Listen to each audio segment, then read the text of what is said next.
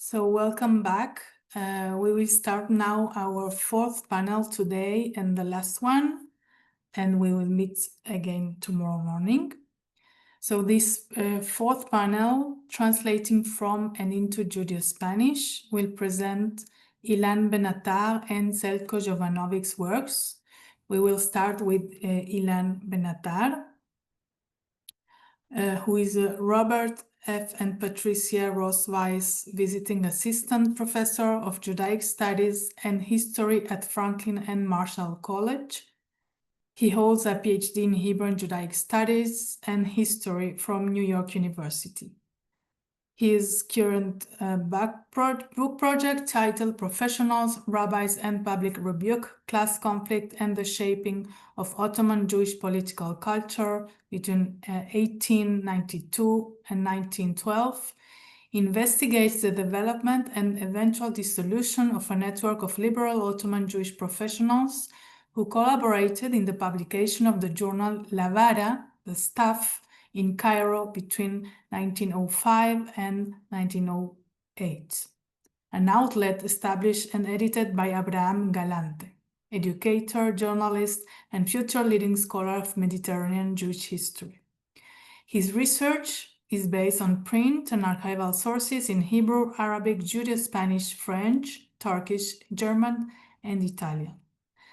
Ilan Benattar will present his paper, Antimekatregista, a Judeo-Spanish political neologism and late Ottoman Jewish liberalism. Please, we will continue now with Zeljko Jovanovic, who is an associated professor of Judeo-Spanish language and culture at the French National Institute for Oriental Languages and Cultures, INALCO, in Paris, and a member of the Centre d'études et de recherche Moyen-Orient Méditerranée CERMOM. His work focuses on minority and endangered languages, oral literature, translation, and gender studies. His monograph, 20th Century Sephardic Authors from the Former Yugoslavia, Judeo-Spanish Tradition, from 2020, is the 13th depth study on the ex-Yugoslav Sephardic communities and the emergence of secular literature among them. He is currently editing 6 manuscripts of Judeo-Spanish proverbs from Bosnia collected after the Holocaust. So, Zeljko will present a paper called Judeo-Spanish Folktales Rendered in English, Methods and Challenges. Please, Zeljko, it's your turn. Thank you very much, Cynthia. I'm going to start off exactly by expressing my gratitude to you for encouraging me to participate in this event. And of course, many thanks to your team, to Liliana and Maia for supporting and help putting together this conference. Am I allowed to share a PowerPoint? Do I have a... Yes. Yes. Okay, so I'm gonna...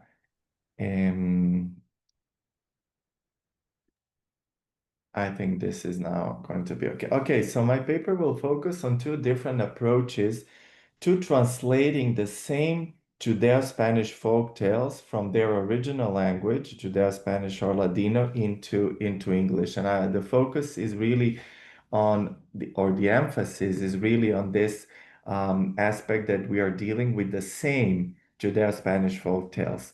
So we have 2 different English translations. When we talk about Judeo-Spanish folk narrative, the first name that comes to our mind is definitely the one of Matilda Cohen Serrano, who was responsible, and I say was because she unfortunately recently passed away, but who was responsible for gathering the largest number of Judeo-Spanish folk tales.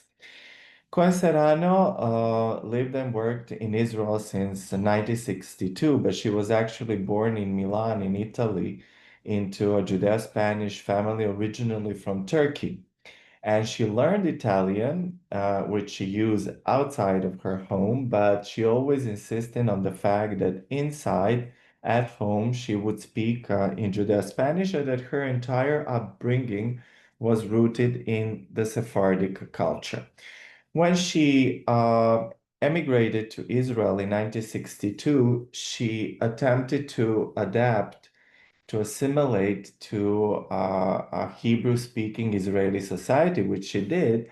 But at one point, she describes this as in a very romantic way when she heard a familiar song on the radio in Judeo-Spanish. It actually reminded her of her true identity. She said, that song simbolizó mi nostalgia y me reveló mi verdadera identidad. And then she decided that she wanted to work on advancing Judeo-Spanish language and culture. One of the ways to do it was exactly through an extensive field work which she started in the late 70s until practically the beginning of 2000. And there are three main aspects that characterize her work. One would be the fact that she interviewed Sephardic Jews who settled in Israel, but who prior to settling in Israel actually came from different areas of the Sephardic diaspora, mostly the former Ottoman Empire and Morocco. But she also included those who emigrated to the States, Canada, and South America. So the material she gathered, rather than reflecting one particular community which settled in one place, actually gives us a whole picture of the Sephardic diaspora. Secondly, she mainly interviewed women, or she used women as informants in her work by forming a group of women storytellers that she called Ladies of Ladino. And she describes how the group emerged in Jerusalem. And then the rumors of the activities of this group started spreading across the country, and then women from Tel Aviv joined, etc. Which doesn't mean that she didn't interview men, but most of her informants were women, which was in keeping with her idea that a single-sex storyteller group provides better results because they feel free to speak their mind and tell all kinds of tales. And for today's presentation, this is very important because I'm going to be focusing on Jocha tales, which I'm sure you know, they're mostly jokes and anecdotes because it's a comic character, a typical fool that exists in almost every culture. And because of that, these tales sometimes contain very crude, vulgar language. And having a group just of women helped her actually to gather these kind of tales. And the third aspect, which is perhaps the most important for today's presentation, is the way the tools she used to promote Sephardic culture. One of the ways was to translate the material she compiled in Judeo-Spanish. Her first collections came out as bilingual. So she collected the tales in Judeo-Spanish, but she also provided their Hebrew translation.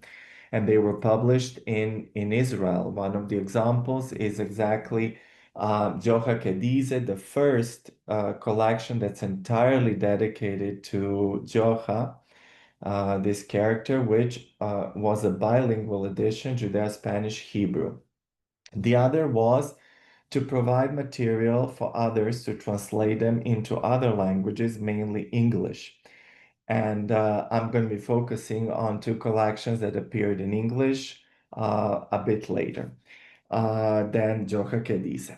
But I will focus only on the tales on Jocha. So the first, as I said, was a bilingual Judeo-Spanish Hebrew, and it comprised more than 232 tales on Jocha, which speaks about the popularity and the importance of this character in the Sephardic world. Most of the tales were told to her in Judeo-Spanish, but she recognizes that a couple of informants lost their linguistic competence and they told the tales in Italian or in Hebrew, which she then translated to Judeo-Spanish. If it was Italian version, she would then do double translation, Judeo-Spanish Hebrew. If it was told to her in Hebrew, she would then give a Judeo-Spanish translation. 12 years later, after Jocha Kedise came out in Israel, Another collection entirely dedicated to Jocha appeared in the States in 2023 with the title Folktales of Jocha, Jewish Trickster. Now, it's a collection that resembles in many ways the first one, in a sense that it gathers only tales that deal with one character, that's Jocha, and these are tales, jokes, and anecdotes. But the main difference is that this was not a bilingual edition. This was a monolingual edition. All the tales appeared in English without the original versions. And what is important, these tales do not translate the tales on Jocha, which came out in Judeo-Spanish in 91. So she provided a completely new material or different versions of the same tale types that she collected along the years, which we know because after each tale, she provides the name of the source, the storyteller, and the year the story was told. Now, the language she chose to publish this tale speaks in favor of her desire to promote Sephardi culture outside of Israel. And the States was and is a very good place for it because of the importance of several Sephardi communities, especially those settled in New York, Los Angeles, or in Seattle. But also the publisher. This collection was published by the Jewish Publication Society, based in Philadelphia, and represents the oldest publisher of Jewish books in the States. From its foundation, the JPS has been the preeminent publisher of books at the heart of Jewish culture, as they openly acknowledge that on their webpage. But this would suggest that the target audience was Jewish community in the States, Sephardim and non-Sephardim. But the publisher also emphasizes that one of their goals or missions is also to educate the English reading community here and abroad about the classics of Jewish culture. So the idea was to provide a unique source and access to a very particular aspect of Sephardi culture, also to non-Jewish and non-Sephardic audience. The anthology comprises 267 new tales or versions on Jocha tales. They are divided into chapters. One deals with Jocha's childhood, the other one with his relationship with his mother and his teachers at school, then his marriage, relationship with his wife, up to his old age and death. It was Matilda Cohen-Serrano who made the selection of the tales, but it was David Herman who carried out the translation into English. Now, Herman decided or opted for a domesticated type of translation using the terminology of Lawrence Venuti, of course, which means that his translation strategy aimed to make the target text seem as accessible and familiar to the target language readers. So he did not make much attempts to convey the richness of Judeo-Spanish language, showing the variety of influences that characterize Ladino or Judeo-Spanish, but mostly focused on transmitting the meaning, conveying the humor for the English reading public. Just on occasions, on very few occasions, usually terms referring to food, like is the case with the tale The Nudnik, he could not find, of course, English equivalents for them.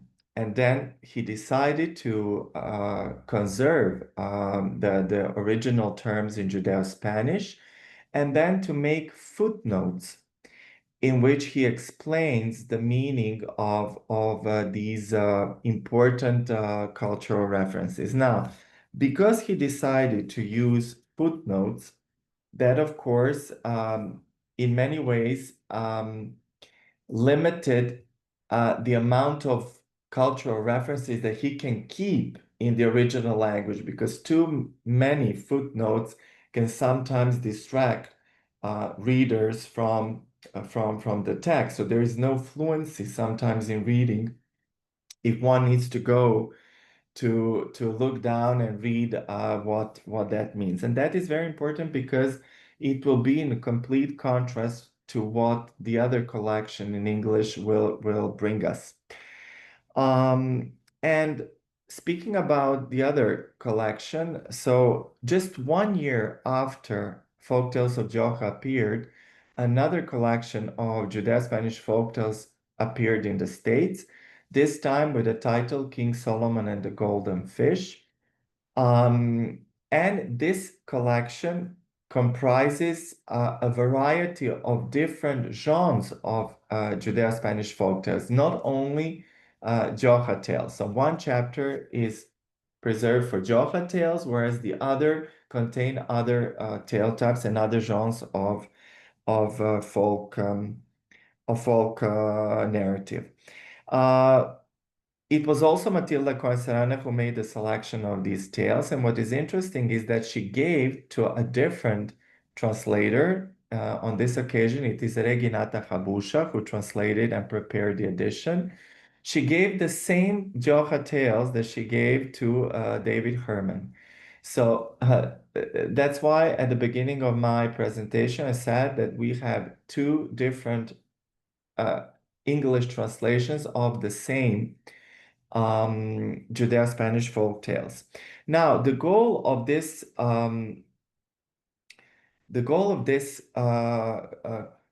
collection of folk tales was a bit different. I would like to draw your attention to the second point pointed out by Shalom Perez, who wrote a preface to this edition, who said that one of the goals was to bring to readers tales reflecting the Judeo-Spanish culture in its characteristic colors.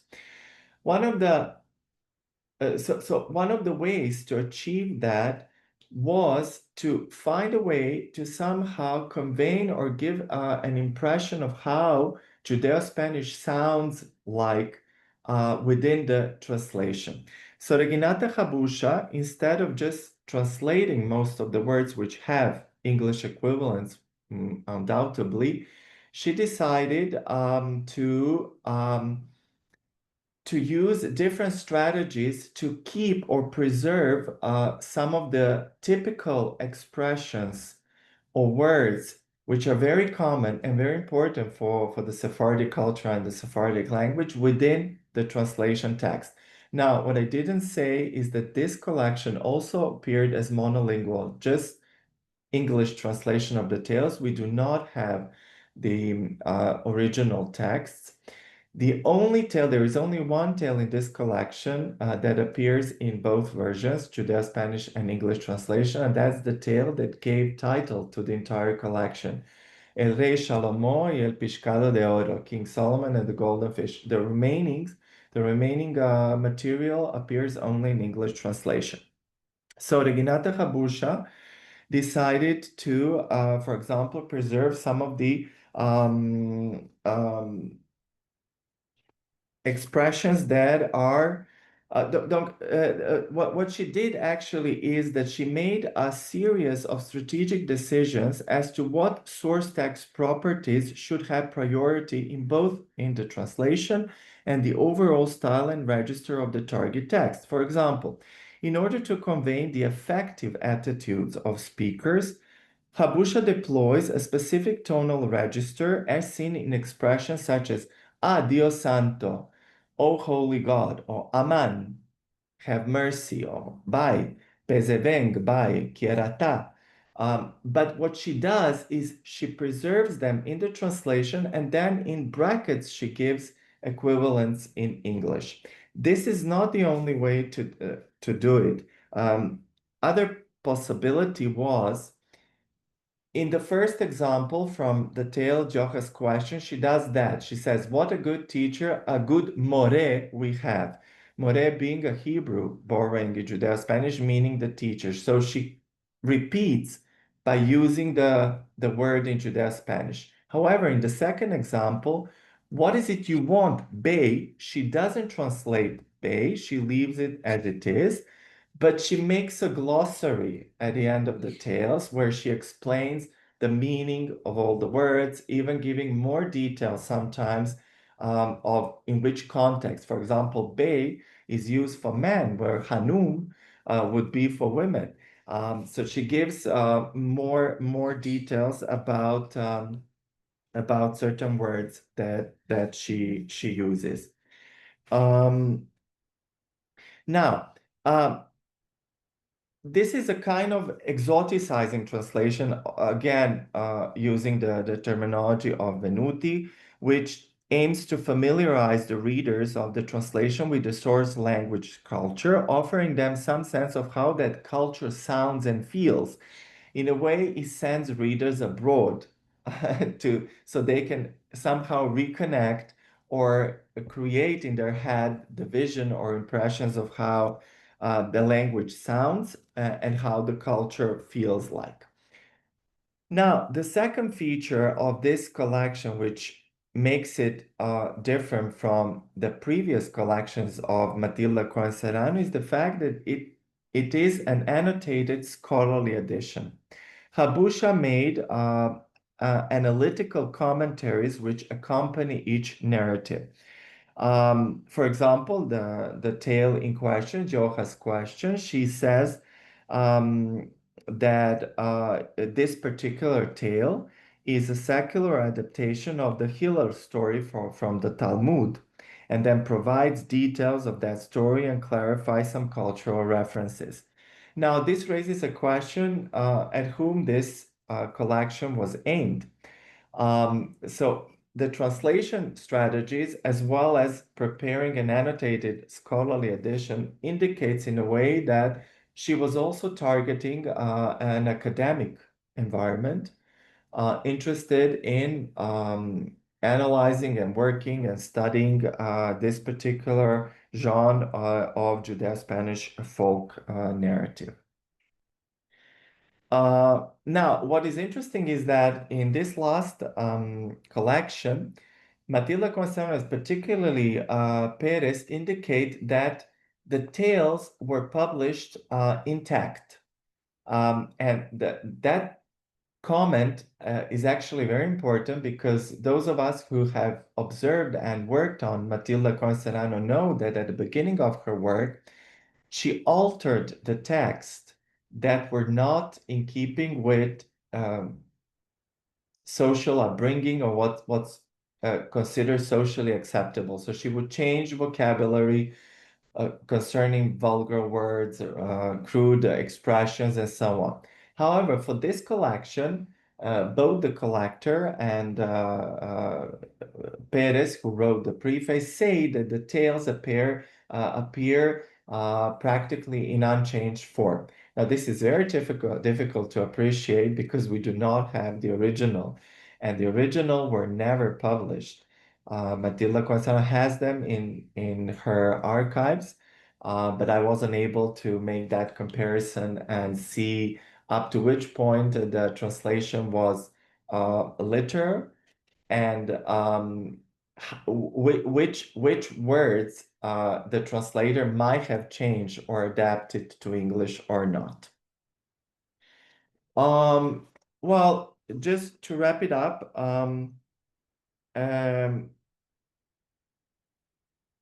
I would say that Habusha's decision to keep many expressions and words and cultural references in the translation text in their original form speaks about also her attention to, in a way, preserve some elements of the language, although not in its entirety, but very importantly for people to get a sense of this nature of the Judeo-Spanish language, which is characterized by the influences of different environments and different languages. The choice of how to approach the translation and what are the letter's goals impacts the translation's decision on how to render the text in the target language. And we could see here two different approaches between Herman's translation and Habusha's translation of the same Judeo-Spanish folktales. Thank you very much. I'm going to wrap up. I think I was okay with the time. Yes, thank you very much, Zeljko. meeting, a fascinating panel and a fascinating day. So we have a long day tomorrow also with 6 panels. I hope to see you there. We are starting at 9:30 Central Europe time. So see you there. Thank you.